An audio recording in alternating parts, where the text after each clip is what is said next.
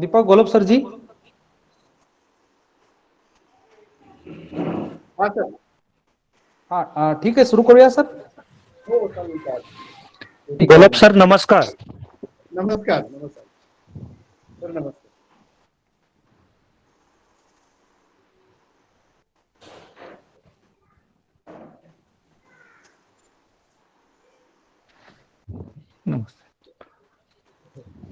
गोलब sir नमस्कार. नमस्ते नमस्ते. 14 सितंबर हिंदी दिवस के उपलक्ष्य में उपस्थित सभी मान्यवर विद्यार्थी मित्र, देवियों और सज्जनों, लोक नेता डॉक्टर बाला साहेब विखे पाटिल पद्म भूषण उपाधि से सम्मानित सौरा ग्रामीण शिक्षण संस्था का कला, वाणिज्य एवं विज्ञान महाविद्यालय छात्र, इस समारोह के अवसर पर हमारे बीच उपस्थित प्रमुख अतिथि के रूप में जो हमारे बीच उपस्थित है वह हमारे मित्र संगमनेर महाविद्यालय के शोध निर्देशक एवं सहायक प्राध्यापक डॉक्टर सचिन कदम जी, और इस समारोह के लिए हमारे बीच उपस्थित प्रशासनिक दायित्व निभाने की हैसियत से, जैसे कि मैंने कल भी कहा था, जब भी हम आवाज देते हैं हमारी आवाज को तुरंत प्रतिक्रिया मिलती है। वे हमारे महाविद्यालय के उपाचार्य जो आज के समारोह के लिए हमारे बीच अध्यक्ष के रूप में उपस्थित है, आदरणीय गोलब सर जी। साथ ही इस समारोह में मैं समझता हूं कि सही अर्थों में ये आयोजन राष्ट्रभाषा के पक्ष में ये आयोजन है, क्योंकि हमारे साथ देश के विभिन्न राज्यों से जो प्रतिभागी कल हमने जो काव्य पाठ प्रतियोगिता ली थी उससे जुड़े हुए हैं। उन सभी प्रतिभागियों का भी मैं इस अवसर पर आज हमारे महाविद्यालय की ओर से, संस्था की ओर से स्वागत करता हूं। और साथ ही हमारे साथ जिन्होंने कल दायित्व बखूबी निभाया है, वे परीक्षक के रूप में हमारे लिए उपलब्ध हुए। सांगली इस्लामपुर से जो उपस्थित थे डॉक्टर गोरखनाथ किरदत जी, उन्होंने भी बहुत महत्वपूर्ण ऐसा अपना समय हमें दिया था, और आज सभी के बीच ये आयोजन संपन्न हो रहा है। मैं तहे दिल से हृदय पूर्वक आप सभी का स्वागत करता हूं। और आज जिस समारोह की हम प्रतीक्षा कर रहे हैं, जो समारोह हिंदी प्रेमियों के लिए अलग मायने रखता है, उस समारोह की ओर हम बढ़ते हैं। जैसे कि हमने कल कहा था कि भले ही कोरोना जैसी महामारी के कारण या संपूर्ण विश्व की भयावह परिस्थिति के बावजूद आभासी मंच के माध्यम से भी क्यों न हो, हम सब एक दूसरे के साथ जुड़े हुए हैं, इकट्ठा है। और भले ही हमारे बीच कोरोना ने बहुत सारी दूरियां भौगोलिक परिस्थिति के कारण क्यों न हो या किसी भी कारणवश क्यों न हो, वो परिस्थितियां जरूर निर्माण हुई है, बावजूद इसके हम लोग सभी लोग एक दूसरे के साथ सहृदय से जुड़े हुए हैं। उस सहृदयता पूर्वक हमारे जुड़ने का सबसे महत्वपूर्ण कारण मैं समझता हूं कि हिंदी भाषा ही है, ऐसा मुझे लगता है। अब हम जो औपचारिक दायित्व है वो निभाने के लिए मैं उपस्थित हूं। प्रास्ताविक और स्वागत, जैसे कि हर वर्ष हिंदी विभाग और हिंदी प्रेमियों का एक दायित्व बनता है कि हम हिंदी के प्रति हमारी अपनी प्रतिबद्धता का परिचय दें। हिंदी के प्रति जो हम हिंदी की रोजी रोटी खाते हैं, उस रोजी रोटी के प्रति हम वफादार रहे, यहाँ तक कि हम जिस भाषा से जुड़े हुए हैं, जिस भाषा को हम लोग राष्ट्रभाषा, भले ही वो औपचारिक रूप से या कानूनन रूप से अब तक नहीं बन पाई है, कोई बात नहीं, फिर भी हमारा जो प्रयास है, हमारा जो सफर है, हमारी जो जनभाषा है, जनवाणी को राष्ट्रवाणी के रूप में या हमारे अपने देश की वाणी के रूप में बनाने के लिए हम लोग प्रयासरत है। यहाँ तक कि सरकारी स्तर पर, शासन स्तर पर भी प्रयास हो रहे हैं और इस अवसर पर हम सभी एक दूसरे के साथ जुड़े हुए हैं। हमारा एक दूसरे से मिलना जुलना या हमारी अपनी अभिव्यक्तियों को एक दूसरे के साथ शेयर करने का यह बखूबी अवसर हिंदी भाषा ने हमें उपलब्ध कराया है। आज इस समारोह के लिए हमारे बीच जो मान्यवर उपस्थित है, भले ही हमारे बीच मित्रता के रूप में वो उपस्थित है, लेकिन आज वह प्रमुख अतिथि के रूप में हमारे बीच उपस्थित है। मैं महाविद्यालय की ओर से, लोक नेता डॉक्टर बाला साहेब विखे पाटिल प्रवरा ग्रामीण शिक्षण संस्था की ओर से आपका मनस्वी स्वागत करता हूं और हमारे बीच उपस्थित है अध्यक्ष के रूप में जो दायित्व निभाना मैं समझता हूं कि सर जी को पड़ रहा है। हमारे अपने आग्रह के खातिर वो हमें टाल भी नहीं सकते हैं, आधिकारिक रूप से मैं कह रहा हूं। जी जी।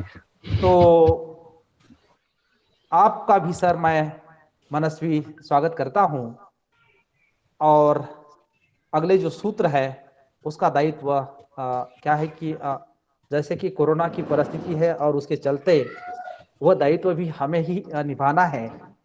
अगला जो दायित्व है मैं निभाता हूं कि प्रमुख अतिथि हमारे बीच में जो उपस्थित है उनके परिचय के लिए मैं आमंत्रित करता हूं हमारे साथी सह आचार्य डॉक्टर अनंत केदारी जी से। वे आज के समारोह के जो प्रमुख अतिथि है या जो मान्यवर हमारे बीच उपस्थित है, उन मान्यवरों के परिचय के लिए आदरणीय हमारे साथी बंधुवर केदारी सर जी आमंत्रित है। ठीक है, धन्यवाद सर। आज के इस समारोह के प्रमुख अतिथि प्रोफेसर डॉक्टर सचिन कदम जी, हमारे महाविद्यालय के उप प्रधानाचार्य और आज के इस समारोह के अध्यक्ष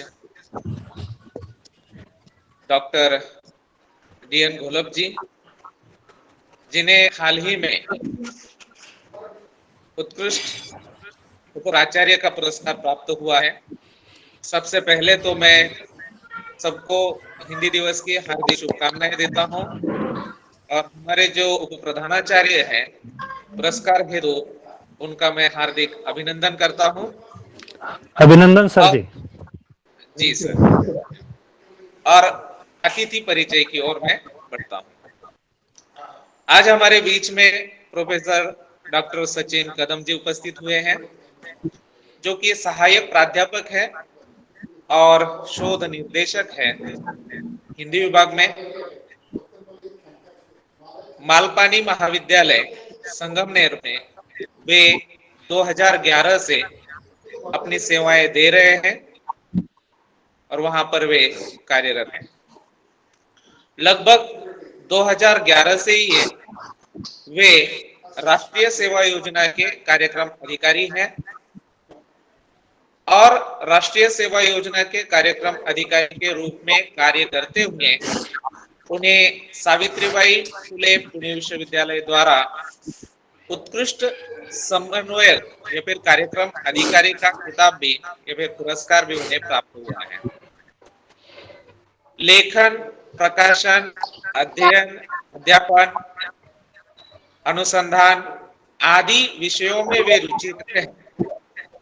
कई राष्ट्रीय और अंतर्राष्ट्रीय संगोष्ठियों में उन्होंने प्रपत्र पठन किया है।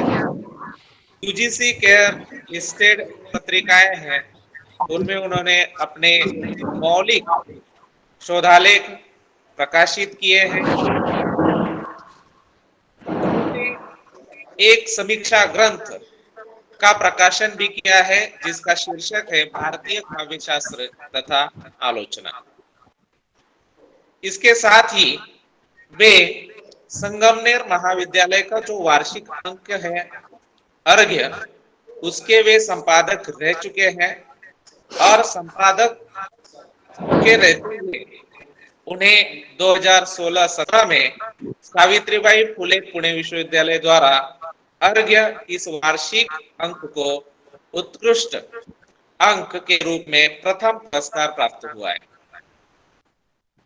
इसके साथ ही संगमनेर महाविद्यालय द्वारा संचालित तथा राष्ट्रीय सेवा योजना द्वारा संपादित वसा, वारसा तथा वाटचाल इस ग्रंथ के वे संपादक भी रहे हैं। इन्हें 2012 में अखिल भारतीय दलित साहित्य अकादमी नई दिल्ली द्वारा डॉक्टर बाबा साहब अम्बेडकर राष्ट्रीय फेलोशिप सम्मान प्राप्त हुआ है। इसके साथ ही 2020-21 में सावित्रीबाई फुले पुणे विश्वविद्यालय द्वारा राष्ट्रीय सेवा योजना का उत्कृष्ट कार्यक्रम अधिकारी का भी पुरस्कार सम्मान प्राप्त हुआ है। ऐसे गुणी अतिथि एवं वक्ता इस कार्यक्रम के लिए उपस्थित हुए हैं हमारे बीच में। महाविद्यालय की ओर से मैं उनका हार्दिक स्वागत करता हूं और अपनी वाणी को विराम देता हूं। धन्यवाद। धन्यवाद सर।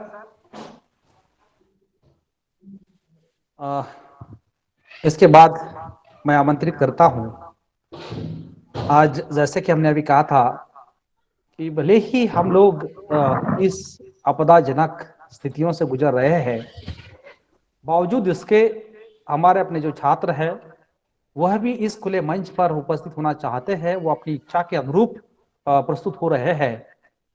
मैं इस अवसर पर हमारी महाविद्यालय की छात्रा अपना मंतव्य प्रस्तुत करने के लिए मैं उसे आमंत्रित करता हूं। कुमारी स्नेहल वाक्चौरे।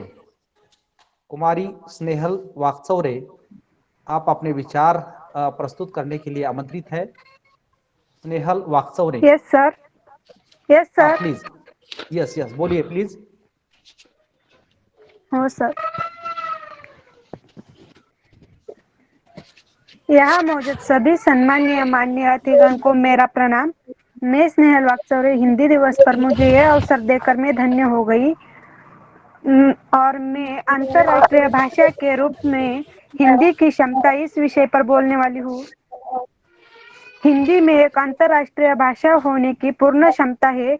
इस क्षमता की पहचान अगर नहीं की जाएगी तो हिंदी तकनीकी प्रगति के दौर में काफी पीछे रह जाएंगी।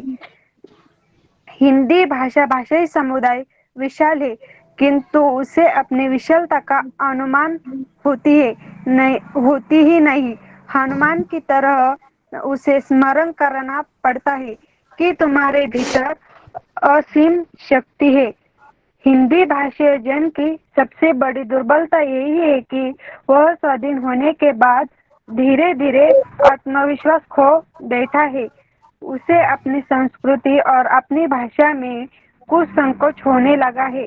वह सोचने लगा है कि कई हिंदी क्षेत्रीय तो हिंदी ही तो नहीं है, हिंदी किसी की रग तो नहीं है, दुखा रही है, कहीं हिंदी किसी का अधिकार तो नहीं छीन रही है। वह भूल गया है कि हिंदी और स्वाधीनता दोनों एक दूसरे के पर्याय है। हिंदी मुक्ति के लिए संघर्ष की भाषा रही है। स्वाधीनता के पहले दौर में अंग्रेजी पढ़ लिखे लोगों का काफी असर था, पर 20वीं शताब्दी के प्रारंभ में जो स्वाधीनता की लहर उठी उसमें यह अनुभव किया गया कि जब तक यह जन संघर्ष नहीं होगा तब तक संघर्ष की बात केवल वाकजाल बनकर रह जाएंगी। परंतु यह वास्तविकता केवल गर्व करने और आत्मसंतुष्ट होने के लिए नहीं है, यह प्रतिष्ठा का बोझ जगाने और उस प्रतिष्ठा के अनुकूल एक बड़ी चुनौती स्वीकार करने का आमंत्रण देती है। हिंदी भाषी जन स्वाति की प्रतीक्षा न करे, वे अपने तप के ताप से स्वयं को बादल के रूप में रूपांतरित करे। धरती को हिंदी के पावस की प्रतीक्षा है। हिंदी ही ऐसी भाषा है जिसने हमारे देश की सभी भाषाओं का समन्वय किया है। धन्यवाद। बहुत सुंदर। धन्यवाद स्नेहल। बिल्कुल कम समय में आपने अपनी बखूबी वाणी को प्रस्तुत किया और बेबाक वाणी को हिंदी के प्रति जो दायित्व है हमारे देश का, हम सभी का, उसका जिक्र आपने किया। मैं मनपूर्वक आपको धन्यवाद देता हूं। इसके बाद मैं आमंत्रित करता हूं हमारे महाविद्यालय की छात्रा अर्चना कंगने अपना मंतव्य प्रस्तुत करने के लिए मैं आमंत्रित करता हूं। सबको मेरा गुड मॉर्निंग। मेरा नाम अर्चना है। मैं SYBA की विद्यार्थिनी हूँ। आज के दिन के बारे में कहना चाहूंगी। भारत में हर साल 14 सितंबर को हिंदी दिवस मनाया जाता है। आपका आवाज क्लियर नहीं आ रहा है अर्चना, तुम्हारी आवाज क्लियर नहीं आ रही है।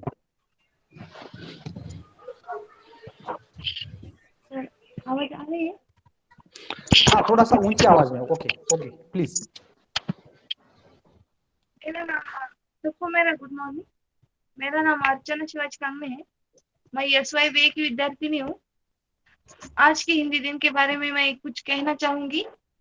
भारत में हर साल 14 सितंबर को हर हिंदी दिन मनाया जाता है। 14 सितंबर 1949 को संविधान सभा ने हिंदी भाषा को अधिकारी दर्जा दिया था। भारत में पहला 14 सितंबर था। इस दिन का मुख्य उद्देश्य हिंदी भाषा का प्रचार है। हिंदी भाषा एक समुदाय है। हिंदी भाषा एक समुदाय विचार है, किंतु उसे अपनी अर्चना हेडफोन जर असतील तर हेडफोन लाव ना। हेडफोन जर असतील तर हेडफोन लाव।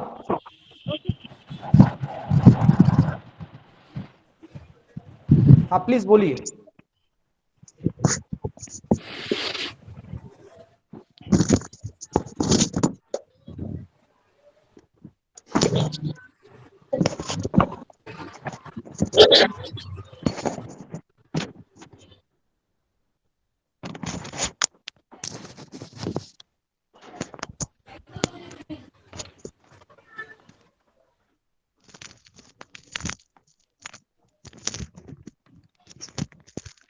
हाँ अर्चना।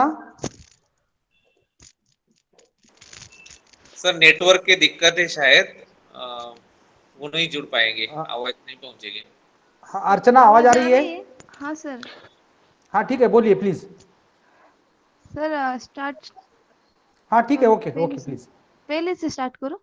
हाँ यस ठीक है, ओके। सर आवाज आ रही है? हाँ आ रही है, बोलिए। सबको मेरा गुड मॉर्निंग। मेरा नाम अर्चना शिवाजी कांगने है।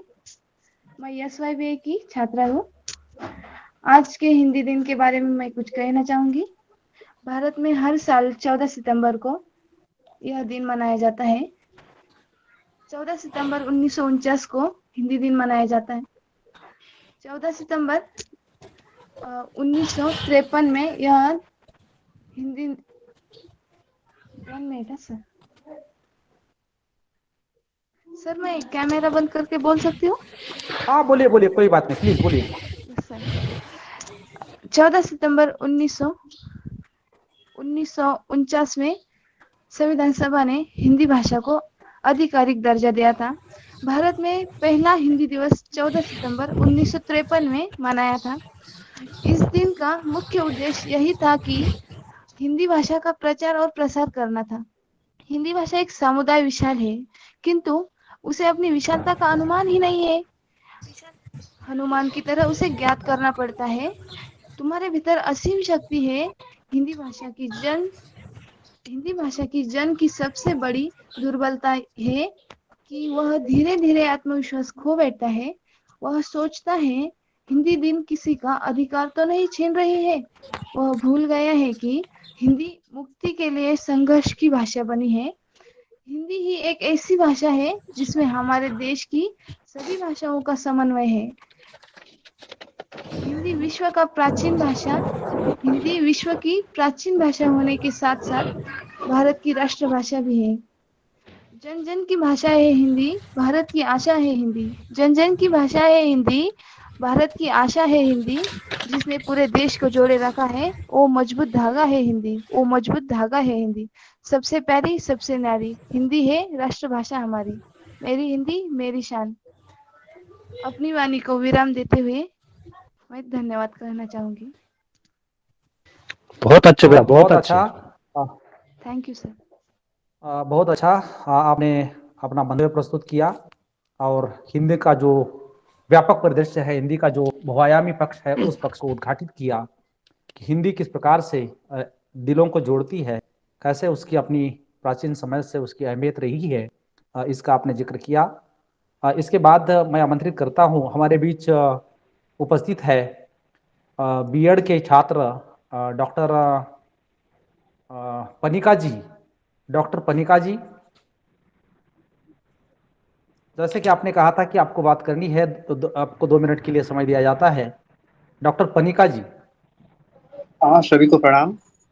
आप प्लीज। हिंदी दिवस के शुभ अवसर पर मैं चंद्र पंक्ति प्रस्तुत करना चाहता हूँ कि हिंदी हमारी आन है, हिंदी हमारी शान है, हिंदी हमारी चेतना, वाणी का शुभ वरदान है।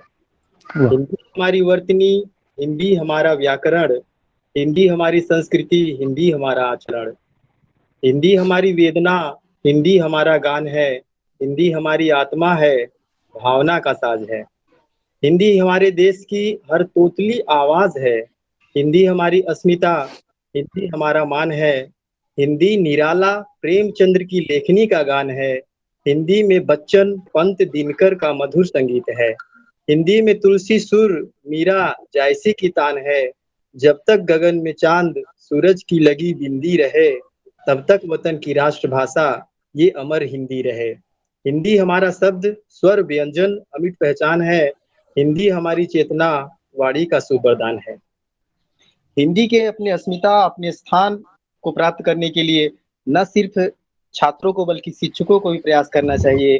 छात्रों को प्रोत्साहित करें कि वो हिंदी की पुस्तकों को पढ़े, अधिक से अधिक हिंदी भाषा, हिंदी शब्द, हिंदी वाक्य, हिंदी भाषा का प्रयोग करें ताकि हिंदी भाषा का जो स्थान है बना रहे या राजभाषा के स्थान पर राष्ट्रभाषा के रूप में उभरे। जय हिंद, जय भारत। हिंदी दिवस की सभी को शुभकामनाएं। धन्यवाद विनोद कुमार जी, बहुत धन्यवाद।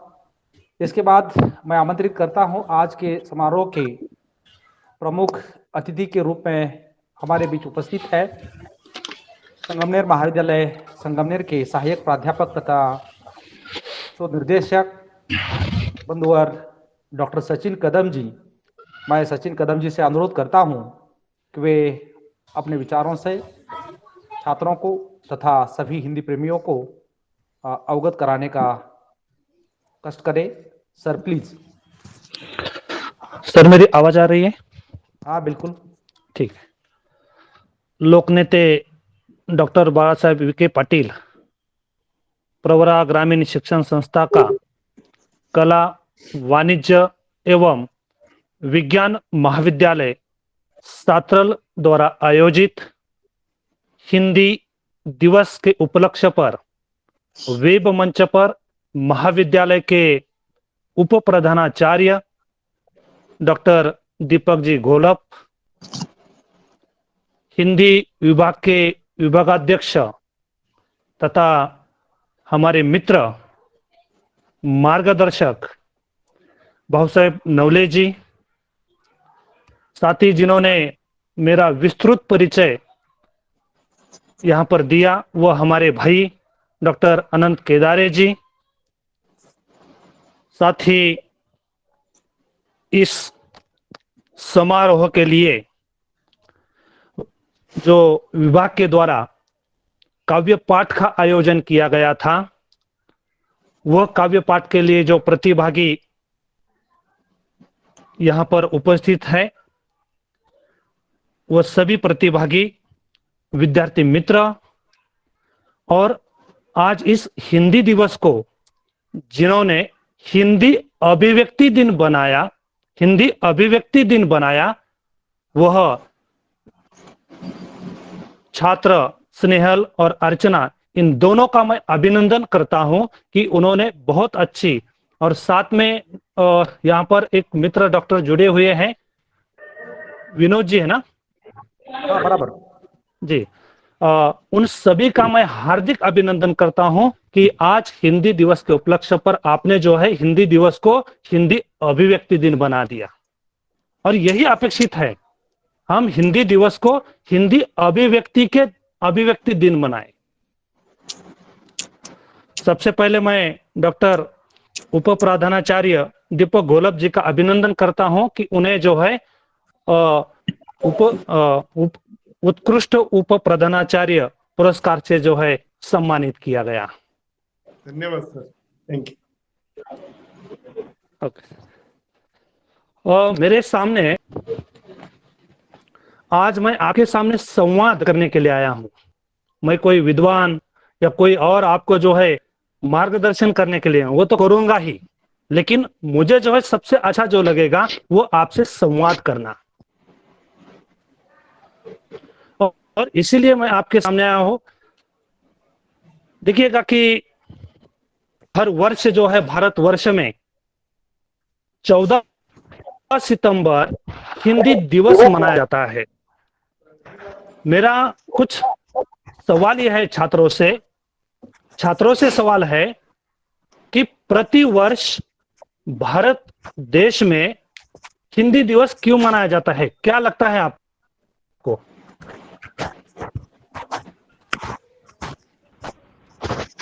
देखिए मित्रों, गलती होने दीजिएगा, लेकिन मुझे जो है आपको बोलने के लिए प्रेरित करना है कि हिंदी दिवस क्यों मनाया जाता है।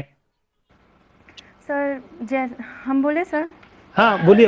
हाँ बोलिए प्लीज। स्वागत है बेटा, स्वागत है आपका। Thank you sir. अनया बोलिए।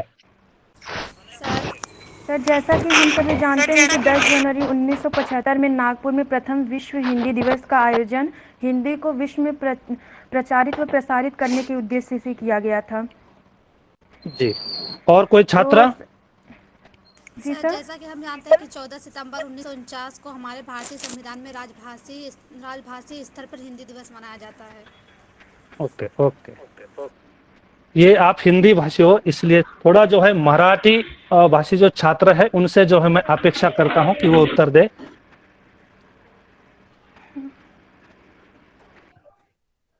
हाँ जी बोलिए। सर मैं कुछ कहना चाहती हूँ। सर इसमें कोई दो राय नहीं है कि हिंदी अपने आप में उत्कृष्ट भाषा है, लेकिन हिंदी दिवस मुख्यतः मेरे समझ से इसलिए मनाया जाता है क्योंकि हिंदी को जागरूकता की आवश्यकता ज्यादा है।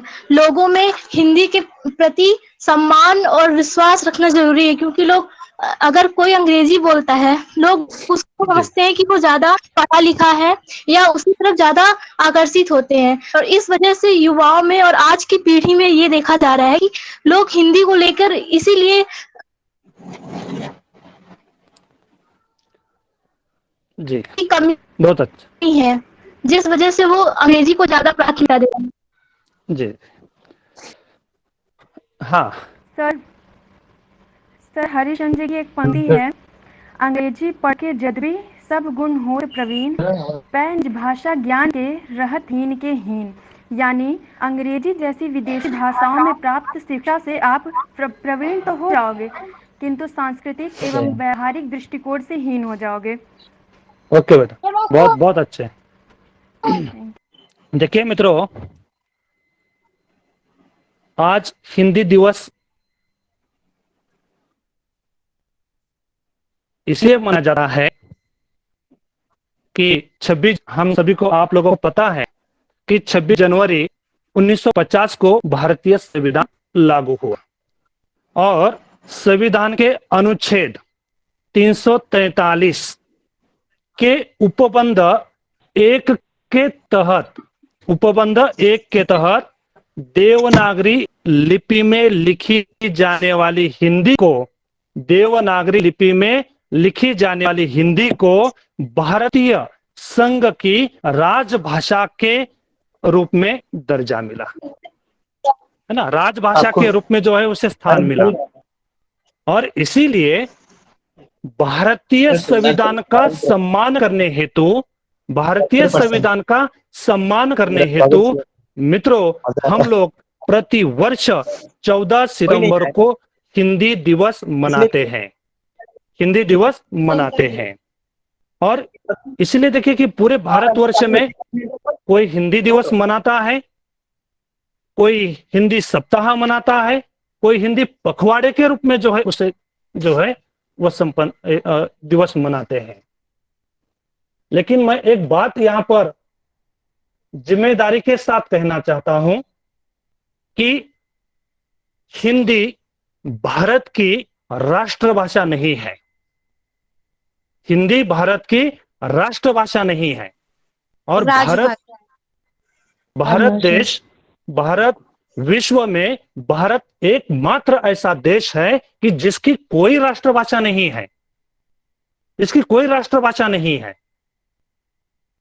और इसीलिए देखिएगा, लेकिन राष्ट्रभाषा की अधिकारिणी अगर कोई भाषा है, राष्ट्रभाषा की अधिकारिणी अगर कोई भाषा है, तो मित्रों वह भाषा केवल और केवल हिंदी ही हो सकती है। इसके संदर्भ में मेरे मन में जो है कोई संदेह नहीं है, एकमात्र भाषा है।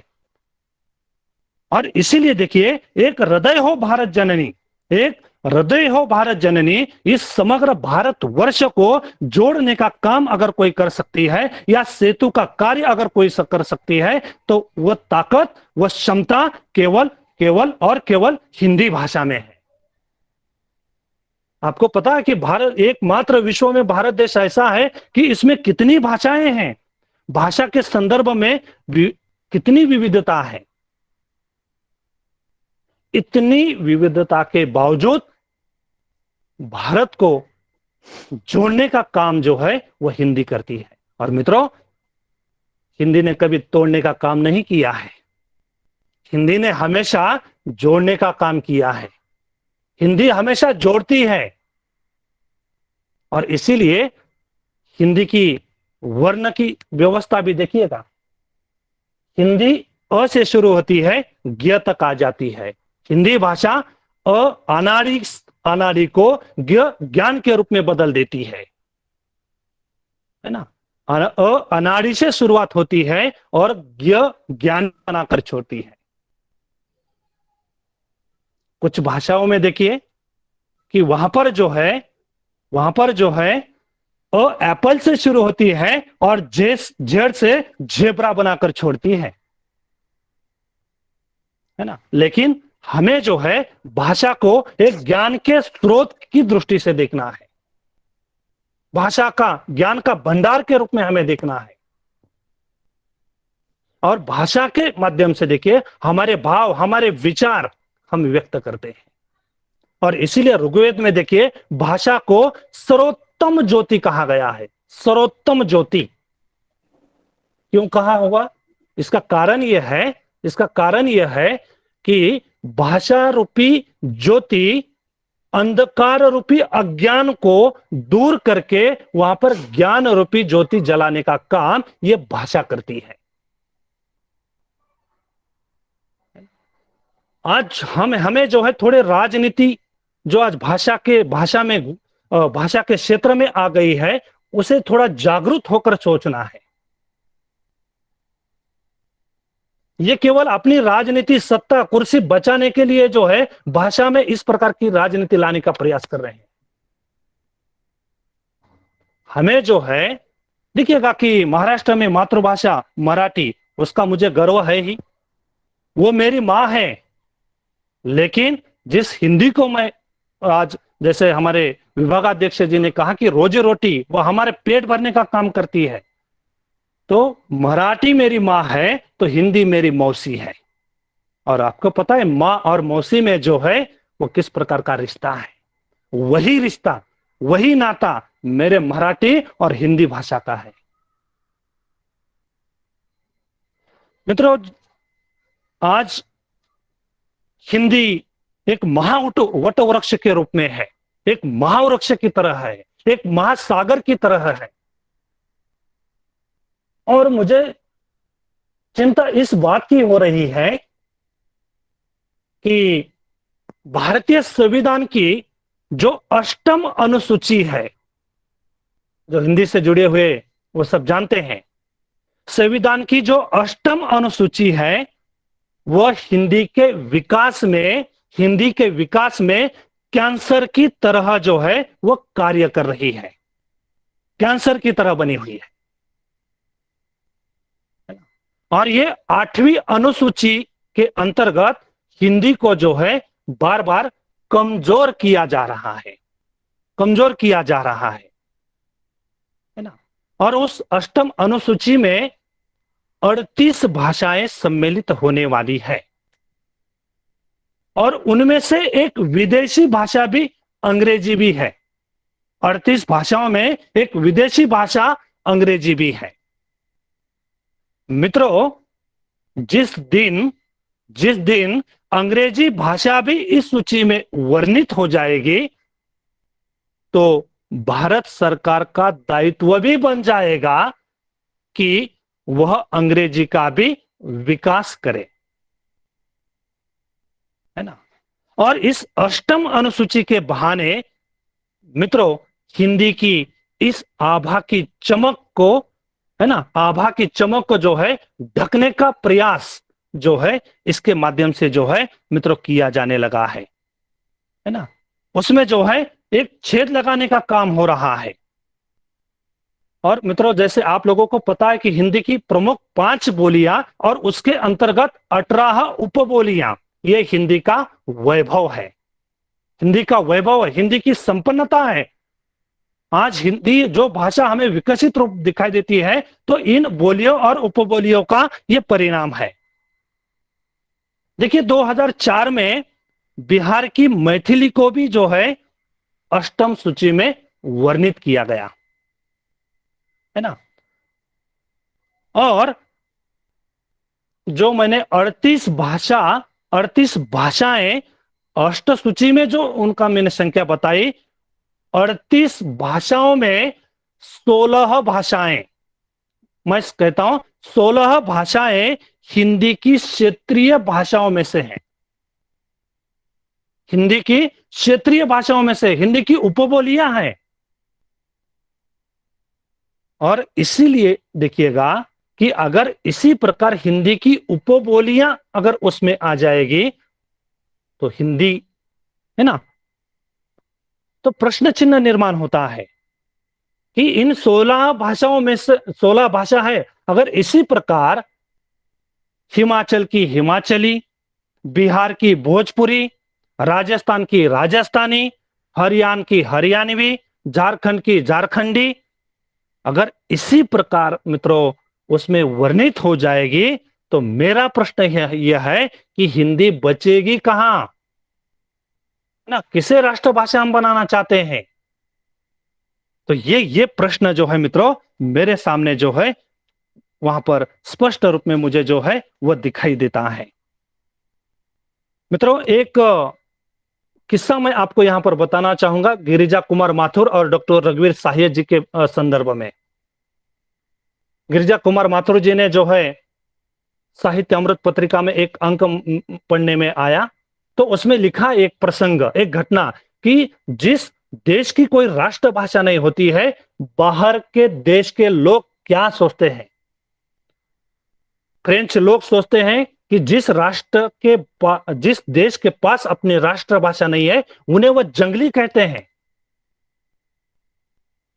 तो एक किस्सा जो है डॉक्टर रघुवीर साहिय जी के संदर्भ में, डॉक्टर रघुवीर साहिय जो है एक बार फ्रांस गए थे और वहां पर फ्रांस जाने के बाद जो है वो एक राज परिवार से जो है संबंधित एक युवा दंपति के घर में जो है ठहरे थे। और एक बार जो है डॉक्टर रघुवीर को भारत से जो है उनके घनिष्ठ मित्र का एक पत्र आ जाता है, एक पत्र मिला और वो पत्र जो है एक डाकिया लेकर वहां पर जो है उस घर पर आया और वो डॉक्टर रघुवीर को देने के लिए जो है उस घर की एक गृह स्वामिनी की 11 वर्ष की पुत्री उनके पास पहुंची। देखिए 11 वर्ष की वो बच्ची है और उसके मन में जो है एक जिज्ञासा का भाव निर्माण हुआ, उत्सुकता निर्माण हुई कि वह पत्र किस भाषा में लिखा गया है ना। तो पहली बार तो डॉक्टर रघुवीर साहे जी ने वह देने के लिए मना ही कर दिया, आनाकानी करने लगे। लेकिन वो बच्ची है, आग्रह और उसकी जिज्ञासा, उसे देखना था कि वो पत्र किस भाषा में लिखा है। और जैसे ही वो पत्र मित्र उसके हाथ में आया और उसने पत्र को देखा तो लड़की बोली, यह तो अंग्रेजी में है, क्या आपके राष्ट्र की कोई भाषा नहीं है ना। और फिर डॉक्टर रघुवीर जी को जो है मित्रों वह सच्चाई बतानी पड़ी।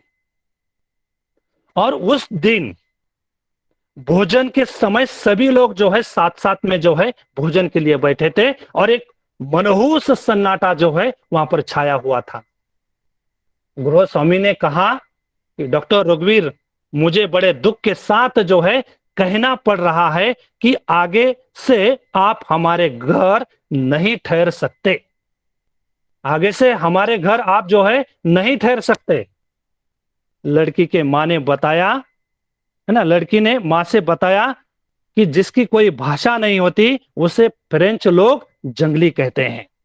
और फिर गृह स्वामिनी ने जो है अपनी माँ का उदाहरण डॉक्टर रघुवीर जी को बताया, है ना। और उस गृह स्वामिनी की माँ जो है लॉरेंस के ड्यूक की कन्या थी, लॉरेंस के ड्यूक की कन्या थी और प्रथम विश्व युद्ध के समय फ्रेंच भाषा का हिस्सा जर्मनी के अधीन था और जर्मन सम्राट ने वहां शिक्षा का माध्यम जो है वो फ्रेंच भाषा को बनाया था। गृह स्वामिनी की मां 11 वर्ष की थी और वह भी प्रसिद्ध स्कूल में जो है वो पढ़ती थी। तो जर्मनी की साम्राज्ञी उस पाठशाला में पधारी थी और उसके स्वागत में जो है बच्चों ने एक आकर्षक, मनोहारी, सुंदर कार्यक्रम का नियोजन जो है वहां पर किया था। और वहां पर जो है साम्राज्ञी ने प्रश्न पूछा कि आप में से कोई है जो जर्मन राष्ट्रगीत मुझे सुना सकता है। इस प्रकार का प्रश्न जो है उस साम्राज्ञी ने जो है वहां पर छात्रों के सामने रखा। तो गृह स्वामिनी की मां जो है वहां पर खड़ी हुई, उसने शुद्ध जर्मन भाषा में जो है राष्ट्रगान सुनाया और वह राष्ट्रगान सुनकर जो है वह साम्राज्ञी भाव विभोर हो गई ना। तो उसने सोचा कि कोई जर्मन व्यक्ति भी जो है उतनी शुद्धता से जो है यह राष्ट्रगान नहीं गा सकता है और साम्राज्ञी ने जो है इनाम मांगने को कहा। और तब यह गृह स्वामिनी की मां जो है वह बेचैन हो गई थी। वह साम्राज्ञी जो है वह भी वचनों की धनी थी और फिर गृह स्वामिनी की मां ने जो मांगा कि इस प्रदेश में जर्मन भाषा में नहीं तो सारी शिक्षा का माध्यम, कामकाज की भाषा वह जो है फ्रेंच में होनी चाहिए। इस प्रकार की मांग जो है गृह स्वामिनी की मां ने की थी। उस समय सारे वातावरण में मित्रों जो है सन्नाटा निर्माण हुआ। जर्मनी ने जिस प्रदेश को बाहुबल से जीता था, आज उस गृह स्वामिनी की मां ने जो है अपनी वाणी मात्र से जो है उस प्रदेश को जीत लिया था। मतलब मांगना वचन वहां पर दिया था और उसने भी जो है उसी तरह से वचन पूरा किया। मतलब देखिए कि विदेश में राष्ट्रभाषा के प्रति लोग कितने सजग होते हैं। और देखिएगा कि हमारे स्वतंत्र भारत वर्ष में एक भाषा की सुनियोजित व्यवस्था थी और उस सुनियोजित व्यवस्था स्वतंत्रता के बाद जो है वह भाषा की नियोजनबद्धता जो है वह विकसित नहीं हो पाई। और इसीलिए यही भी एक कारण है कि आज हमारे देश को जो है कोई राष्ट्रभाषा न मिल सकने का वो एक कारण भी है। मित्रों, आप सभी लोग जानते हैं कि हिंदी भाषा जो है आदिकाल से लेकर आधुनिक काल तक जो है हम लोग पढ़ते हैं, है ना, पढ़ते भी हैं और उसे हम लोग उसका रसास्वादन भी करते हैं। है ना। आप लोग मूलतः जो है, आपको कौन कौन से कवि लेखक आपको अच्छे लगते हैं, जिन्होंने प्रभावित किया है या उनकी रचना आप लोगों ने पढ़ी है?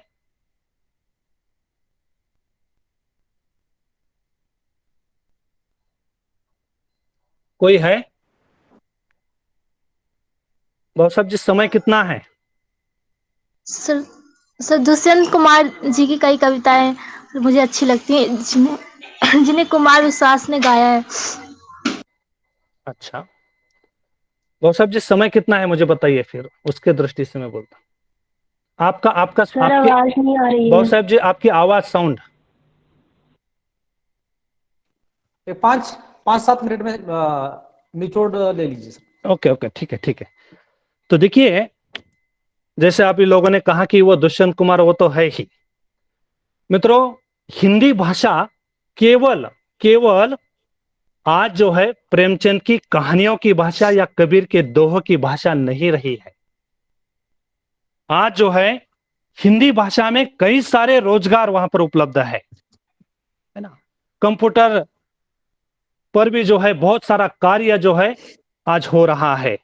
इंटरनेट से हिंदी में ईमेल, लॉग, कॉन्फ्रेंसिंग के संकेत हो रहे हैं। इंटरनेट पर डिक्शनरी, थिसॉरस, व्यवहार कोश, व्याकरण की जांच, नियमावली, शोध पत्र, मशीनी अनुवाद, ये सभी में जो है आज महत्वपूर्ण जो है आज ये हिंदी विकसित हो रही है।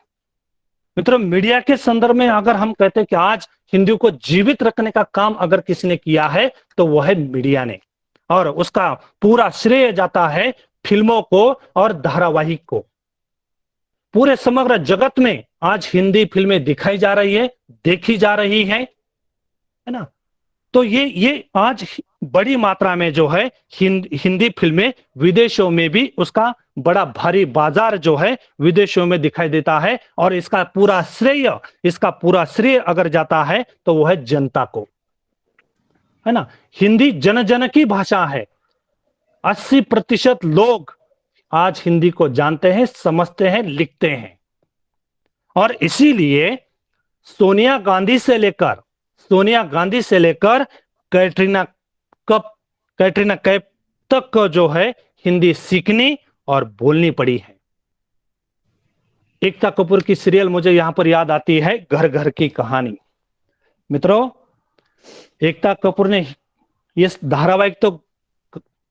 धारावाहिक को घर घर तक पहुंचाने का काम किया, लेकिन साथ ही एकता कपूर जी ने हिंदी भाषा को भी घर घर तक पहुंचाने का काम जो है यही मीडिया ने किया है। इसके लिए मीडिया ने जो है मित्रों आज हिंदी को जीवित रखने का काम जो है यहां पर किया है। मित्रों, प्रश्न ये बना हुआ है कि आज हिंदी के सामने चुनौतियां भी उतनी है, संकट भी उतने दिखाई देते हैं। हिंदी कभी खत्म नहीं हो सकती, ये ध्यान में रखिए, उसमें कोई संदेह बिल्कुल नहीं है, क्योंकि ये आज बाजार की भाषा बनी हुई है ना। भूमंडलीकरण के युग में तो नहीं है, किसी का स्वतंत्र अपना अस्तित्व नहीं है, न अंग्रेजी का है ना, न किसी धर्म का है। भूमंडलीकरण के युग में ये किसी भी भाषा का अपना स्वतंत्र अस्तित्व नहीं है। जैसे हिंदी में अंग्रेजी भाषा के शब्द आ रहे हैं, उसी तरह अंग्रेजी में भी हिंदी, मराठी के शब्द आ रहे हैं। मोबाइल में देखिए, हम इंग्लिश टाइप करते हैं, है ना, लिखते हैं रोमन लिपि में और पढ़ते हैं हिंदी में। ये बदलाव जो है निरंतर रूप में हमें बाजारीकरण के युग में जो है देखा जा रहा है। मित्रों, हमें जो है केवल शब्दावली निर्माण की जो प्रक्रिया है उसी को ध्यान में रखना है। उस निर्माण की प्रक्रिया को जो है हमें समझना होगा। क्या हो रहा है, एक तो हम शब्दावली, जब नए नए शब्द आ रहे हैं, एक तो हम भारतीय भाषा में अर्थात संस्कृत में खोजने का काम करते हैं, नहीं तो अंग्रेजी का जैसा कि वैसा शब्द का लेने का प्रयास करते हैं। तो ये कहीं ना कहीं ये शब्द लेना गलत नहीं है, लेकिन उसी तरह से हिंदी के भी कुछ अपने शब्द जो है उसमें आने चाहिए, तभी हिंदी का रूप, रंग, रस, गंध जो है उसमें समा जाएंगे। और जो हमें लगता है कि जो प्रेमचंद की भाषा उस समय थी, जो कबीर की भाषा उस समय की थी, वो भाषा को अगर हमें जीवित रखना है तो इस शब्दावली की निर्माण प्रक्रिया को हमें सामने रखना, हमें देखना होगा।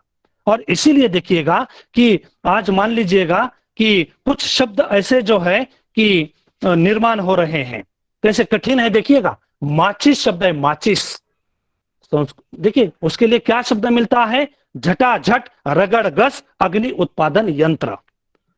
कल्पना कीजिए मित्रों, अगर इस प्रकार की भाषा का हम प्रयोग करने लगे तो सामने वाला, सुनने वाला को क्या लगेगा, है ना। माचिस के लिए झटाझट, रगड़ गस, अग्नि उत्पादन यंत्र, है ना। शुद्ध हिंदी का प्रयोग होना चाहिए, उसमें मेरा दो मत नहीं है, लेकिन समझने वाले, सामने का जो श्रोता है वो किस मानसिकता से जुड़ा हुआ है, वो हमें उसी को जो है वो ध्यान में रखना होगा। एक उदाहरण मैं आपके सामने रखता हूं कि अगर कठिन हिंदी को सहज और सरल हमें बनाना है, एक प्रोफेसर शुद्ध हिंदी का प्रयोग इस प्रकार करते हैं। एक उदाहरण रखता हूं कि हम जब अन्य भाषाओं से शब्द लेते तो उस भाषा का सौंदर्य कैसे बढ़ता है। एक प्रोफेसर साहब शुद्ध हिंदी का प्रयोग एक रिक्शा वाले के साथ करते हैं। वो प्रसंग मैं आपको दोहराता हूं। एक प्रोफेसर, है ना, भाऊ साहेब और अनंत केदारे जी की क्षमा मांगकर मैं वो प्रसंग दोहराता हूं, उस प्रसंग को दोहराता हूं कि एक प्रोफेसर एक रिक्शा वाले के साथ कैसी बात करते हैं, है ना। एक प्रोफेसर जहां जिन वहां पर क्षेत्र पर जाकर वो किस प्रकार प्रयोग करते हैं, वो पहले रेल पर जाते हैं, रेल स्टेशन पर, और वहां पर हिंदी का प्रयोग करते हैं। वो टिकट जो वहां पर दिया जाता है, वहां पर बातचीत हो रही है। वो कह रहा है, हे लोहपत गामिनी यात्रा प्रमाण पत्र वितरक महोदय, कृपया मुझे मुंबई तक प्रस्थान करने का एक प्रमाण पत्र प्रदान करने की असीम अनुकंपा करेंगे क्या। तो क्लर्क बाद में कहता है, आप चाय पीकर आइए। फिर ये प्रोफेसर महोदय चाय की स्टॉल पर जाते हैं और चाय वालों से कहते हैं, प्रोफेसर साहब कहते हैं, हे दुग्ध शर्करा मिश्रित भाष्पमयी पेय विक्रेता, कृपया मुझे एक प्याली दुग्ध शर्करा भाष्पमयी पदार्थ सेवन करने की असीम अनुकंपा करेंगे क्या। वह चाय वाला कहता है, ये इंक्वायरी ऑफिस नहीं है। और इसीलिए प्रोफेसर साहब कहते हैं कि आज का दिन बहुत खराब निकला, चलो घर चलते हैं। और घर जाते समय मित्रों, वह प्रोफेसर महोदय एक रिक्शा से जो है टकरा जाते हैं, और रिक्शा वाले से भी वो कहते हैं, क्या कहते हैं रिक्शा वाले से, अरे अबोध पाखंड, अरे त्रिचक्र चालक, तेरे अग्र चक्र ने मेरे द्वि अग्र चक्र का अष्ट चक्र बना दिया। तो ऑटो वाला कहता है, हे प्रभु माफ कीजिए। लेकिन प्रोफेसर साहब, हे पाषांड अबोध, ऐसे शब्द का उच्चारण वो करते हैं। मित्रों, अगर इसी प्रकार की भाषा रही, इसी प्रकार का भाषा का हम प्रयोग करेंगे तो हिंदी में वह सहजता, वह सरलता कहां होगी, है ना। तो इसीलिए हमें जो है ये भाषा निर्माण में जो शब्दावली की जो निर्माण की प्रक्रिया है, उस शब्दावली की निर्माण की प्रक्रिया को मित्रों जो है हमें सहज सरल बनाना पड़ेगा। मित्रों, हिंदी हमारी बिंदी है, वह भारत की पहचान है, वह हमारी अस्मिता है। अगर मित्रों हमें भारत को समझना है, भारतीयता को समझना है, तो सर्वप्रथम हमें हिंदी को समझना होगा, है ना। और हिंदी के माध्यम से ही जो है समग्र भारतवर्ष को हम समझ पाएंगे। और इसीलिए सर जी ने थोड़ा समय वहां पर जो है कम है, कहा अंत में मैं इतना ही कहना चाहूंगा कि आगे हिंदी का भविष्य अच्छा है। केवल हमें पाठ्यक्रम में अच्छे से प्रमाण पत्र कोर्सेज, रोजगार परक जो है सुविधाएं पाठ्यक्रम में लानी पड़ेगी, तब जाकर जो है हिंदी को और आगे का भविष्य जो है उज्जवल होगा। ये उसमें कोई संदेह नहीं है। मैं केवल यहाँ पर गिरिजा कुमार माथुर जी की एक कविता, 4 पंक्तियां मुझे यहाँ पर याद आ जाती हैं। गिरिजा कुमार माथुर जी कहते हैं कि हम हिंदी के रखवाले हैं, पहरेदार हैं, तो थोड़ी चिंताएं जो है स्वाभाविक है। गिरिजा कुमार माथुर जी कहते हैं, ऊंची हुई मशाल हमारे आगे कठिन डगर है, ऊंची हुई मशाल हमारे आगे कठिन डगर है, शत्रु हट गया लेकिन उसकी छायाओं का डर है। आज प्रलय की रात, पहिरुए सावधान रहना। जय हिंद, जय हिंदी। आपने मुझे यहाँ पर बुलाया है ना, बोलने का अवसर मुझे प्रदान किया, इसलिए महाविद्यालय की और हिंदी विभाग की ओर से जो है मैं आपका हार्दिक आभार व्यक्त करता हूं। जय हिंद, जय हिंदी। धन्यवाद सर। आपने बिल्कुल ही हिंदी का जो वर्तमान परिप्रेक्ष्य है उस परिप्रेक्ष्य को बखूबी आज जिस हिंदी का प्रयोग हो रहा है और उसके सरलीकृत होने की आवश्यकता है, इस बात पर आपने आपकी जो बेबाक प्रतिक्रिया है वह व्यक्त की। यहाँ तक कि आपने इस बात का भी जिक्र किया, मैं समझता हूँ कि भारतवर्ष को अगर समझना है तो हिंदी को समझना होगा। मैं समझता हूँ कि ये आपने बिल्कुल सही बात कही। निश्चित ही भविष्य हिंदी का उज्जवल है, इस बात की ओर भी आपने संकेत किया। मैं आज के जो प्रमुख अतिथि है उनसे अनुरोध करना चाहूँगा, आपके व्हाट्सएप पर हमने जो प्रतियोगिताएं ली थी उन प्रतियोगिताओं का जो परिणाम है वो आपके व्हाट्सएप पर भेज दिया है, जो रेड पेन से लिखा हुआ है। समारोह के अध्यक्ष के मंतव्य के बाद मैं समझता हूं कि आप उसको घोषित कीजिएगा प्लीज। सचिन कदम जी। जी सर। समारोह के अध्यक्ष के वक्तव्य के बाद आप उसे घोषित कीजिए। एक 5-7 नाम है ना? जी जी जी। तो अध्यक्षीय मंतव्य पहले लेते हैं और उसके बाद वो जो नाम है आपके व्हाट्सएप पर दिए हैं जो रेड पेन से लिखे हुए हैं, तो उसकी घोषणा कीजिए प्लीज। ठीक है ना? जी सर जी। हाँ, ओके। मैं आमंत्रित करता हूं आज के समारोह के अध्यक्ष कि जिन्होंने हमें समय निकाल कर अब तक प्रतीक्षा की। वस्तुतः विज्ञान वनस्पति शास्त्र से होने के बावजूद भी आप हिंदी के प्रति इतनी सक्रियता दिखाते हैं। मैं समझता हूं कि भारतवर्ष को समझने के लिए, भारतवर्ष के पेड़ पौधों के समझने के लिए हिंदी बहुत जरूरी है, ऐसा ही मुझे लगता है। समारोह के अध्यक्ष के रूप में मैं आमंत्रित करता हूं महाविद्यालय के उपाचार्य आदरणीय प्राध्यापक दीपक घोलप सर जी से। प्राध्यापक दीपक घोलप सर जी। प्राध्यापक दीपक घोलप। हाँ सर प्लीज। हाँ सर। हाँ मैं चाहता लोकनेते डॉक्टर बाला साहब विखे पाटिल, पद्म भूषण उपाधि से सम्मानित प्रवरा ग्रामीण शिक्षण संस्था के कला वाणिज्य एवं विज्ञान महाविद्यालय महाविद्यालय के हिंदी विभाग द्वारा आयोजित किया गया ये 16 सितंबर हिंदी दिवस का समारोह, और इस समारोह के मुख्य अतिथि करके आज जो डॉक्टर सचिन कदम जी सर जी मालपानी कॉलेज के उपस्थित रहे, उन्होंने बहुत सारा हिंदी के बारे में हमको बताया है। सर जी आपको मैं धन्यवाद देना चाहता हूँ। धन्यवाद सर। इस तरह से हमारा ये सब लेक्चर्स वगैरह दिया कॉलेज के लिए, आपके लिए बहुत बहुत धन्यवाद। इसी समय कोई छात्र स्नेहल वाक्चौरे, अर्चना कंगने और डॉक्टर विनोद कुमार जी, ये 3 छात्रों ने भी अच्छी तरह मंतव्य व्यक्त किया, मैं उनका भी धन्यवाद देना चाहता हूँ।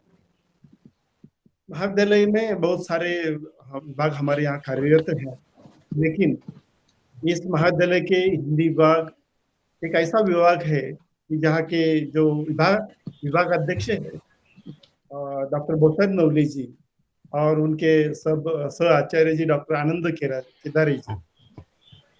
मैं तो ये बोलूंगा कि एक महाविद्यालय के बारे में जितने भी हमारे सारे प्रोग्राम वगैरह चलते हैं, ये प्रोग्राम में ये दोनों भी बहुत बाहे दिल से जुड़े रहते हैं और विभिन्न सारी बहुत सारी ऐसी प्रतियोगिता लेते हैं।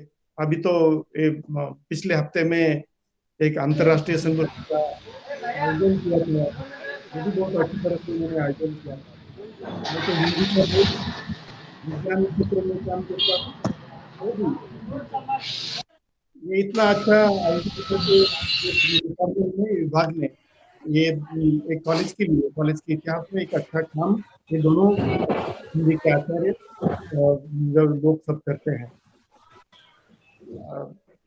इस हिंदी दिवस के समारोह को छात्र तथा मान्यवर अतिथि का बहुत धन्यवाद देता हूँ।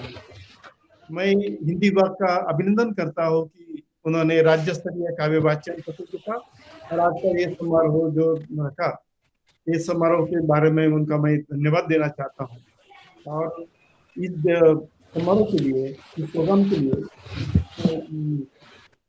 राज्य स्तरीय कविता वाचन का आयोजन किया था। उसमें विभिन्न राज्यों में से विद्यार्थी सभी उपस्थित थे, उन्होंने सहभाग लिया। वो भी मैं कल शाम को ये 3 घंटे तक चली है, 5 से 8 बजे तक के लिए जो प्रोग्राम था बहुत अच्छी तरह से वो लिया। बहुत सारे बाकी राज्यों के जो विद्यार्थी कवि उपस्थित थे, उन्होंने अच्छी तरह से ये पढ़ा। सभी युवा कवियों का मैं अभिनंदन करता हूँ। मैं महाविद्यालय की ओर से तथा संस्था की ओर से मैं मनपूर्वक उनका सबका याद ये प्रोग्राम में आभार व्यक्त करता हूँ। ये तो आभार का नहीं, लेकिन मुझे लगता है कि बहुत सारा अच्छा प्रोग्राम उन्होंने बनाया। एक्चुअली हमारा महाविद्यालय जो है ग्रामीण परिवेश में होता है, उसके बावजूद भी ये इन सभी आयोजनों की जो प्रेरणा है हमारे महाराष्ट्र के पूर्व मंत्री तथा विधायक माननीय राधाकृष्ण जी विखे पाटिल, उनका प्रेरणा एवं मार्गदर्शन की ये सब परिणाम है, जिससे महाविद्यालय दिन ब दिन विद्यार्थी केंद्रित उपक्रम आयोजित करता है। अतः मैं आप सभी का या हिंदी प्रेमियों का हिंदी दिवस के हार्दिक शुभकामनाएं देता हूं और जो प्रोग्राम लिया उससे सबका धन्यवाद व्यक्त करता हूं। और मैं विज्ञान का होते हुए थोड़ा सा हिंदी में ज्यादा तो बोल नहीं सकता, लेकिन इतना ही बोलते मेरा छोटा सा समाप्त करता हूँ। धन्यवाद। बहुत अच्छी हिंदी बोलते हैं सर आप। आपका भले ही थोड़ा है, लेकिन हम लोगों के लिए वह बहुत है। और मैं समझता हूं कि आपका बहुत होना ही, आप तो मात्र एक प्रतिनिधि के रूप में है, वो हर किसी के लिए आपका ये बहुत निश्चित ही दूर दराज तक एक जैसे हम प्रेरणा कह सकते हैं। क्योंकि अगर जैसे कि अंतर्राष्ट्रीय हिंदी विश्वविद्यालय में भी सभी पाठ्यक्रम लगभग यहाँ तक कि बहुत सारे पाठ्यक्रम के जो हिंदी में पढ़ाए जाते हैं, और ये हिंदी का मैं समझता हूँ कि हिंदी के उज्जवल भविष्य की ही ये संकेत है। सर मनपूर्वक धन्यवाद, आपने अब तक समय निकाला और आपकी वाणी से हमें अवगत कराया। आपने बिल्कुल समय निकाला, मैं मनपूर्वक धन्यवाद आपके प्रति ज्ञापित करता हूँ। इसके बाद जिस क्षण की सभी प्रतिभागी की जो हमने राज्य स्तरीय प्रतियोगिताओं का आयोजन किया गया था, काव्य वाचन प्रतियोगिताओं का, और वो प्रतियोगिताएं मैं निश्चित समझता हूं कि बहुत अच्छा आयोजन रहा। वस्तुतः स्वयं को स्वयं की वाहवाही नहीं करनी चाहिए, और मैं नहीं करूंगा। ये विचार हमारे अपने प्रिंसिपल साहब प्रोफेसर सोमनाथ घोलप जी और दीपक घोलप जी ने कल मुझे प्रतिक्रिया स्वरूप फोन करके मैसेज दिया कि सर जी जो आपने आयोजन किया है वो बहुत अच्छा रहा, बहुत कविताओं को सुनना उन्हें अच्छा लगा कि हिंदी के छात्र भी कुछ कम नहीं है। भले ही आज अंग्रेजी घर घर में समाई है, लेकिन घर में समाना अलग बात है, लेकिन दिल में बसाना अलग बात है। क्या बात। हमारे छात्रों ने उसे दिल में बसाया है, और मैं सभी उन प्रतिभागियों का जिस क्षण की आप प्रतीक्षा कर रहे हैं, उसकी जो घोषणा है, परिणामों की जो घोषणा है, आज के समारोह के जो प्रमुख अतिथि है डॉक्टर सचिन कदम जी, उनसे अनुरोध करता हूं कि जो परिणाम आए हैं, परिणाम सांगली से प्राप्त हुए हैं। मैं आश्चर्य के साथ आपको बताना चाहूंगा। जी जी। एक परीक्षक हमारे बीच में थे, बीड़ से थे। दूसरे परीक्षक हमारे बीच में थे, उदगीर से थे। तो 3 जिलों से परीक्षक हमें उपलब्ध हुए थे और तीनों का जो परिणाम है उसको इकट्ठा करने का दायित्व सांगली के इस्लामपुर के एक हमारे मित्र स्नेही प्राध्यापक डॉक्टर गोरख गिरधर जी थे। उन्होंने वो परिणाम आप तक पहुंचाया है। मैं सचिन कदम जी से अनुरोध करता हूं कि परिणामों की घोषणा आप कीजिए। सचिन कदम जी। धन्यवाद सर। छात्र महाविद्यालय के हिंदी विभाग ने जो राज्य स्तरीय काव्य पठन प्रतियोगिता यहाँ पर ली थी, उस काव्य पठन में ये विभाग का स्तुत्य उपक्रम मुझे लगता है रहा है। इसलिए विभाग का मैं यहाँ पर हार्दिक अभिनंदन करता हूं और इस काव्य पठन में जिन प्रतिभागियों ने यहाँ पर सहयोग दिया, सहभाग लिया, उनका भी मैं यहाँ पर अभिनंदन करता हूं। सर आपकी आवाज आ रही सर मेरी आवाज? हाँ ओके। हाँ, तो सभी प्रतिभागियों का मैं यहाँ पर काव्य पठन के लिए जिन जिन ने कवियों ने, छात्रों ने योगदान दिया, उनका हार्दिक अभिनंदन करता हूं। और इस प्रतियोगिता में जो परिणाम घोषित करने के लिए मुझे कहा गया है संयोजक की ओर से, तो उसमें 5 लोगों को उत्तेजनार्थ उन्होंने जो है सम्मानित किया गया है। उसमें उत्तेजनार्थ में अंकिता सोनी और रोशनी पांडे, इन दोनों को विभाजित रूप में उत्तेजनार्थ। सर मेरी आवाज टूट रही है सर? सर आपकी आवाज टूट रही है। आवाज आ रही है सर? थोड़ा सा आवाज आ रही है मेरी? आ रही। हाँ, ठीक ओके। रोशनी पांडे और अंकिता सोनी दोनों को उत्तेजनार्थ विभाजित रूप में जो है वहां पर ये मिला है। साथ ही शालिनी देवी, प्रांजलि पांडे, के.एम. सत्यार्थी और विशाखा भट्ट, इन 4 लोगों को उत्तेजनार्थ स्वरूप सम्मानित किया गया है। इस काव्य पठन के तृतीय क्रमांक के रूप में अर्चना यादव रही है। द्वितीय क्रमांक के रूप में अन्यया पांडे, यह द्वितीय क्रमांक भी जो है विभाजित रूप में है। अन्यया पांडे और नीलकमल, इन 2 छात्राओं को द्वितीय क्रमांक प्राप्त हुआ है। और सबसे महत्वपूर्ण प्रथम क्रमांक के रूप में अनामिका द्विवेदी, ये प्रथम क्रमांक के रूप में जो है उन्हें सम्मान प्राप्त हुआ है। इन सभी प्रतिभागियों का और इन सभी का मैं जो है हार्दिक अभिनंदन करता हूं और आशा करता हूं कि आगे भी इसी प्रकार आप काव्य पठन में जो है सहभाग लेंगे। इसी के साथ मैं यहाँ पर जो मुझे कार्य सौंपा गया था, बहुत सब नवलेश सर। हाँ एक मिनट, हेमचंद्र कड़ू। हाँ okay sir, okay thank you. हाँ जैसे कि अभी पुरस्कारों की घोषणा या परिणाम जो भी है वो परिणाम हमारे सामने रखे। अगर आप लोगों तक आवाज साफ नहीं पहुंची है तो मैं उन पुरस्कारों का दोबारा जिक्र करता हूं और वैसे भी वो आपके ग्रुप पर जाएंगे। प्रथम पारितोषिक पाया था अनामिका द्विवेदी, नीलकमल द्वितीय नीलकमल तथा अनन्या पांडे और अर्चना यादव, ये तृतीय पुरस्कार के रूप में हमारे बीच उपस्थित है। और बाकी उत्तेजनार्थ जो दिए गए हैं उसमें है शालिनी देवी, प्रांजलि पांडे, के.एम. सत्यवती, विशाखा भट्ट, रोशनी पांडे और अंकिता सोनी। मैं समझता हूं कि सभी जो काव्य पठन प्रतियोगिता में प्रतिभागी रहे हैं उन सभी का महाविद्यालय की ओर से, संस्था की ओर से मैं मनपूर्वक अभिनंदन करता हूं। और भविष्य में भी इसी प्रकार से, जैसे कि ये तो राज्य स्तरीय किया था, लेकिन भविष्य में ये गोष्ठी हम आपको एक अच्छा सा मंच देंगे जिसमें राष्ट्रीय गोष्ठी के रूप में जिसे बनाएंगे और आप सभी के लिए एक व्यापक मंच उपलब्ध कराएंगे। समारोह का जो अंतिम पड़ाव है, उस पड़ाव का दायित्व निभाने के लिए मैं आमंत्रित करता हूं हमारे साथी डॉक्टर आनंद केदारी जी से कि वे कृतज्ञता ज्ञापन करें। धन्यवाद सर। लोकनेते डॉक्टर बालासाहेब विखे पाटील पद्म भूषण उपाधि से सम्मानित कला वाणिज्य विज्ञान महाविद्यालय सात्रल हिंदी विभाग द्वारा आयोजित हिंदी दिवस समारोह के प्रमुख अतिथि प्रोफेसर डॉक्टर सचिन कदम जी यहाँ पर प्रमुख अतिथि एवं वक्ता के रूप में उपस्थित रहे।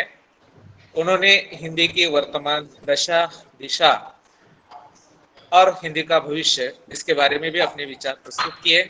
साथ ही रोजगार के हिंदी में अवसर इस विषय पर भी अपने अनमोल विचार प्रकट किए और साथ ही उन्होंने कुछ चिंताएं भी जताई प्रकट की। तो कुल मिलाकर जो व्याख्यान था वह हमारे छात्रों के लिए अध्यापकों के लिए लाभान्वित करने वाला था। आप समय निकालकर आए, हमारे इस कार्यक्रम में सम्मिलित हुए और हम सबको अपने अनमोल मौलिक विचारों से लाभान्वित किया। इसलिए महाविद्यालय की ओर से तथा हिंदी विभाग की ओर से मैं आपका हृदय से धन्यवाद प्रकट करता हूं। इस कार्यक्रम के अध्यक्ष महाविद्यालय के प्रधानाचार्य जो कि बहुत ही लोकतांत्रिक प्रशासन में विश्वास रखते हैं, हमें प्रेरणा देते हैं और हमारी प्रशंसा भी करते हैं, हमें सहयोग देते हैं समय समय पर। ऐसे गुणी महाविद्यालय के उत्कृष्ट उप प्राचार्य पुरस्कार प्राप्त हमारे मित्रवर आदरणीय प्रोफेसर डॉक्टर दीपक गोलब जी अध्यक्ष के रूप में इस कार्यक्रम के लिए उपस्थित रहे और उन्होंने अपना अध्यक्षीय मंतव्य प्रस्तुत किया। इसलिए मैं हिंदी विभाग की ओर से उनका हार्दिक स्वागत करता हूं। जिन प्रतिभागियों ने राज्य स्तरीय कविता पठन प्रतियोगिता में हिस्सा लिया उनका मैं हार्दिक अभिनंदन और स्वागत करता हूं और जिन्होंने पुरस्कार प्राप्त किए हैं उनका भी हार्दिक अभिनंदन करता हूं। जिन छात्राओं ने आज हिंदी दिवस के उपलक्ष्य में अपना मंतव्य प्रकट किया उन्हें भी मैं धन्यवाद देता हूं और इस कार्यक्रम के लिए महाविद्यालय की ओर से जो सहयोग प्राप्त हुआ है उनमें हमारे विभागाध्यक्ष डॉक्टर बाबू साहेब नवले जी, इन्होंने इस कार्यक्रम का पूरा आयोजन और उसकी जिम्मेदारी निभाई है और इस कार्यक्रम का सफल आयोजन उन्होंने किया है, इसलिए मैं उन्हें हार्दिक धन्यवाद देता हूं। प्रत्यक्ष अप्रत्यक्ष रूप से जिन जिन लोगों ने इस कार्यक्रम को सफल बनाने के लिए सहयोग दिया है उनके प्रति भी मैं धन्यवाद ज्ञापित करता हूं और जो ऑनलाइन जो भी सहभागी इस कार्यक्रम के लिए जुड़े हैं मैं और अध्यक्ष की अनुमति से कार्यक्रम के समापन की घोषणा करता हूं। कार्यक्रम समाप्त होता है। धन्यवाद। धन्यवाद सर। धन्यवाद सर। आप सभी का सहयोग मैं समझता हूं कि बहुत ही महत्वपूर्ण रहा और अगर आप सभी का सहयोग न होता, छात्रों का सहयोग न होता तो हिंदी के प्रति हमारी प्रतिबद्धता जो है मुझे लगता है कि जिस पर प्रश्न चिन्ह बना रहता, लेकिन काफी मात्रा में छात्र उपस्थित हुए। आप सब के प्रति मैं अनौपचारिक रूप से आभार प्रकट करता हूं और समारोह के जो अध्यक्ष है आदरणीय प्राचार्य महोदय जी, उनकी अनुमति से ये आयोजन संपन्न होने की घोषणा करता हूं। धन्यवाद मनपूर्वक। धन्यवाद सर। धन्यवाद सर। Thank you.